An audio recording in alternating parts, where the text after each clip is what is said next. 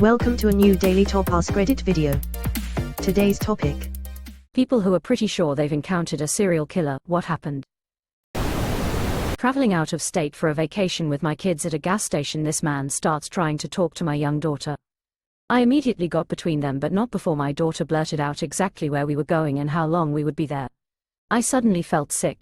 Something about the guy scared me. I just knew there was going to be a problem. I hustled the kids back to the car and waited to drive away out of fear he might follow us. I didn't see him come out, so eventually I drove off, but I was paranoid about it afterward. 2 days later I woke up in the middle of the night to the sound of someone banging aggressively on our door. He was screaming that he was with security for the complex and that there was an intruder seen in the area, so I was required by law to open the door. Obviously I didn't fall for that. He started swearing and threatening me. Suddenly he just stopped. Suddenly something spooked him and he turned and bolted. He had been standing kind of off to the side and reaching over to bang on the door in a way I couldn't see his face. When he moved, I saw it. It was the guy from the gas station.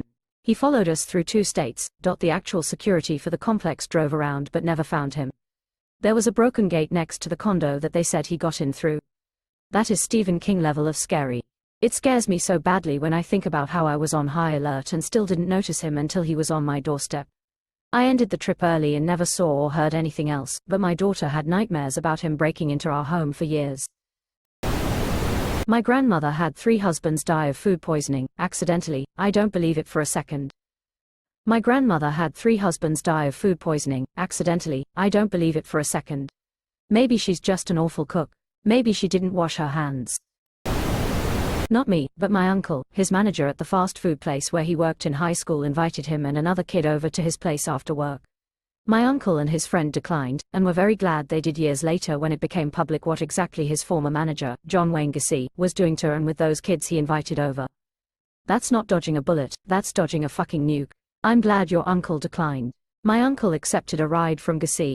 He wasn't supposed to be hitchhiking, but it was the 70s. At some point he got a bad vibe and jumped out at a red light. When Gacy was arrested he put 2 and 2 together. Edit, since this got some traction, here's the full story. Uncle was 16 and decided to hitchhike home. Dude pulls over and he gets in.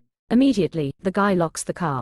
As they're going along, this guy starts getting pretty creepy, saying things like, "We could go to the airport and I'll fly you anywhere you want." My uncle is very freaked out at this point and waits for his moment. He pulls the lock and jumps out at a light, and takes off running. He says the guy started following him, but by going through alleys and stuff he was able to shake him off. After he gets home, my grandma could tell something was wrong, so she asked him what happened. He admitted to hitchhiking and told grandma what the dude had done, said. Grandma got a baseball bat and they drove around town looking for the guy, but didn't find him. It was not too much later that they arrested him and the story broke. My mom rode her bike over and watched them take the bodies out from down the block, or so she says. Damn, respect to grandma, not only did she believe your uncle, but went out to kick some ass. My mom was living in LA when a man pulled her into his van. He spent the next 2 weeks driving around with her tied up doing the unspeakable to her. One day he just let her go, told her he'd be back for her, so she up and moved across the state. I'm so happy my mom is still with me, sad face. Edit, since this got popular. This was 4 years ago, so ladies in the LA area, please be safe, red heart. A report was made, but there wasn't enough information to find anyone. My mom is here with us, yes, but she never quite made it back, sad face. My mom has always been one of my favorite people. I love her so dearly. One day I will be able to buy her a beautiful house by a river, heart. Holy shit. Glad your mom made it out okay. Holy shit, that's awful. I'm sure she's happy to have had you. I hope she's healed and enjoying life with you. The trauma from that can be devastating, sad face. IDK if serial killer, but definitely trafficker or child predator. Some background. My stepdad was a truck driver, so often we would visit him at a local truck stop when he was near to grab breakfast, etc. My mother is not great. During one of these adventures my mom decided she wanted us to stay with stepdad in the truck. Sister was 11, I was 9. During this 2-week period. Lol. We were in a random truck stop in the Georgia. My sister and I went to go take a shower, because we hadn't for days, and shared a shower to save on money. I was in and out and waited in the hallways for my sister. A man came up to me and started asking questions. This happened in the early 2000s, so I had been taught stranger danger, but also was still being taught always be respectful to adults bullshit. I was giving him basic answers. But then he pushed showing me his truck. My tiny self was terrified, but I kept saying no, I can't. Eventually he got annoyed and just grabbed my arm and started pulling. In that moment my sister came out and snatched my ass back and we ran. Crying, telling my mom, I'm called over dramatic. If my sister didn't see me, I'm positive I would have never been seen again. Sorry, but your mom sucks for that. I don't understand why it is so goddamn difficult for parents to just validate the children and ask follow-up questions to figure out what is really going on. Sorry, it is just so frustrating reading the original. I coached his kids' soccer team for a few years. His kids were fun-loving goofballs that had 2 left feet. He worried that people would pick on them. Once he stuck around to offer support when we had a parent acting up cause the dude was huge. My kids were in his wife's class in elementary school. She was a really nice lady. She left town and no one heard anything from her after he was arrested for strangling prostitutes. Edit to clarify, his wife hid from the press. Those poor women, opening parenthesis. Not a serial killer, but he killed more than half of a whole family. Paid him to remove a problematic tree that I wasn't confident about cutting down without dropping it on my home. He convinced me to save the tree and just remove a few limbs that were dangers. He just seemed like a dude. A month later he murdered everyone in a house except a young girl whom he abducted. He stuffed the bodies of the mother's friend, son into the hollow of a tree. When his home was later searched, it was full of piles of leaves and wallpapered to look like trees, and the abducted girl was locked in the basement.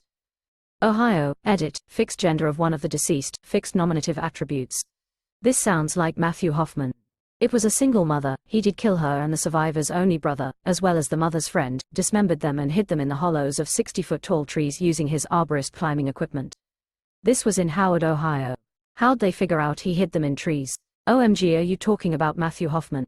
Guy is fucked up big time. Yeep. Whilst I was at university, I worked at a cafe in a local shopping center. One of our regular customers was a mum and son who would come have breakfast most mornings. The mum was delightful, however the son always seemed a bit off. Nothing major, just you'd say, have a great day, and he'd reply with, yes. Anyway, one day he comes in without his mum and has breakfast. The next day his face is all over the news as he had just been arrested for murdering his mum. Oh my god, that poor woman. May she rest easy. This made me feel extra sad for some reason. Sad face. Yeah, skeptical smiley face. I think it's because we both probably have this picture in our head. Mum takes her son to a cafe. The son may be a little weird, but mom wants to have a good times with her son and do something nice with him, probably gets murdered the same day. Skeptical smiley face. What an ungrateful little dipshit. He wasn't one when I met him. Worked a retail job that sold iPhones at a high-end mall. Guy comes in carrying a Nordstrom bag, wearing Gucci sunglasses and asks to buy an iPhone. While I waited for our bow team to bring the iPhone, I'm making casual conversation with the guy. I ask what he does for work, says he's an actor. I ask if he's been in anything I might have seen, he says the Hunger Games. I say cool, who did you play? He mumbles something about being one of the tributes. Conversation somehow leads to him asking if I'm single. I told him I was engaged and he was visibly annoyed. His attitude was very arrogant, and he did a lot of uncomfortable, creepy staring that I noticed after he took off his sunglasses. I had initially asked him if he was eligible for an upgrade on his phone. He was confident that he was. Well, after checking his ID, standard protocol, and pulling up the account, nope, not eligible. But his brother's phone was eligible. He insists that he can use his brother's upgrade, but I tell him that stuff like this needs to be approved by the main account holder, authorized users. So he calls his stepmom and asks to use the brother's upgrade. His stepmom says no, and the guy throws a complete tantrum, saying that his brother is too young for an iPhone anyway, that he's fine using an older model, that he needs a new phone.